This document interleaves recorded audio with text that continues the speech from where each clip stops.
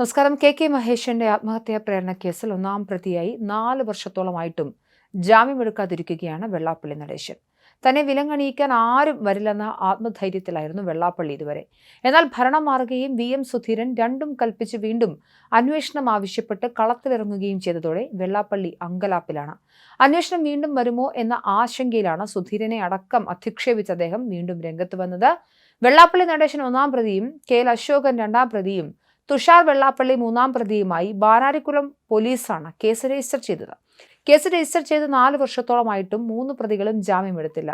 2022 November 30-നായിരുന്നു ആത്മഹത്യാ പ്രേരണ കുറ്റം ചുമത്തി 3 പ്രതികൾക്കുമെതിരെ പോലീസ് കേസ് രജിസ്റ്റർ ചെയ്തത്. കെ മഹേഷൻ ആത്മഹത്യ ചെയ്ത് 2 വർഷത്തിന് ശേഷമായിരുന്നു പോലീസ് നടപടി.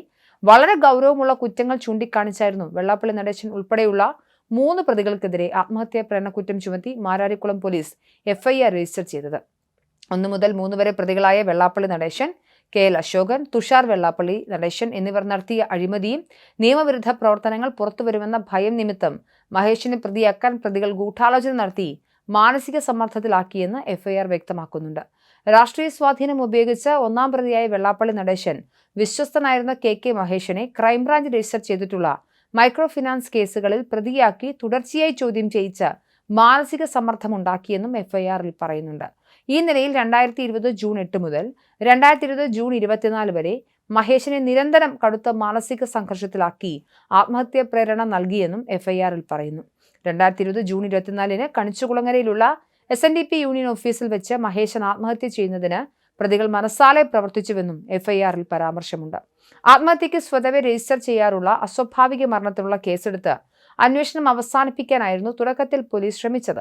എന്നാൽ മഹേഷിന്റെ കുടുംബം ഹൈക്കോടതി വരെ പോയി ഉത്തരവ് വാങ്ങിയാണ് വെള്ളാപ്പള്ളി അടക്കമുള്ളവരെ പ്രതിസ്ഥാനത്ത് ചേർത്ത് മാരാരിക്കുളം പോലീസിനെ കൊണ്ട് പുതിയ കേസ് രജിസ്റ്റർ ചെയ്യിച്ചത്. കെ മഹേഷിന്റെ മരണത്തിൽ നിലപാട് കടുപ്പിച്ച് മുതിർന്ന കോൺഗ്രസ് നേതാവ് VM സുധീരൻ മുഖ്യമന്ത്രി VD സതീശന് വീണ്ടും കത്തെഴുതിയിരുന്നു. അന്വേഷണം വേണമെന്നാണ് കത്തിലെ ആവശ്യം. പ്രത്യേക അന്വേഷണ സംഘത്തിന് രൂപം നൽകണമെന്നും ആവശ്യപ്പെടുന്നുണ്ട്. ആദ്യ കത്തിൽ നടപടി വൈകുന്ന സാഹചര്യത്തിലായിരുന്നു രണ്ടാമത്തെ കത്ത്. ഇക്കഴിഞ്ഞ 5-ാം തീയതിയാണ് മഹേഷൻ ജീവനൊടുക്കിയ സംഭവത്തിൽ പുതിയ അന്വേഷണ സംഘത്തെ നിയോഗിക്കണമെന്ന് ആവശ്യപ്പെട്ട് VM സുധീരൻ മുഖ്യമന്ത്രിക്ക് ആദ്യ കത്ത് നൽകിയത്.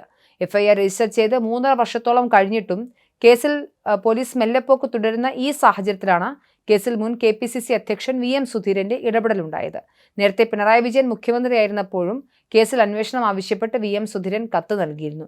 എന്നാൽ അത് പരിഗണിക്കപ്പെട്ടിരുന്നില്ല. അതിനിടെ മൈക്രോ ഫിനാൻസ് വെട്ടിപ്പ് കേസിൽ കുറ്റാരോപിതനായ വെള്ളാപ്പള്ളി നടേശനും കൂട്ടരും SNDP യോഗത്തിന്റെയും SN ട്രസ്റ്റിന്റെയും നേതൃത്വത്തിൽ നിന്നും രാജിവെക്കണമെന്ന് ശ്രീനാരായണ ധർമ്മപരിപാലന കോർഡിനേഷൻ കമ്മിറ്റി ആവശ്യപ്പെട്ടിട്ടുണ്ട്. കേന്ദ്ര സർക്കാർ ഫണ്ട് തിരിമറി നടത്തിയ ഒരാൾക്ക് പത്മഭൂഷൺ നൽകുന്നത് ജനാധിപത്യ സർക്കാരിന് ഭൂഷണമല്ലെന്നും ഭാരവാഹികൾ പറഞ്ഞു.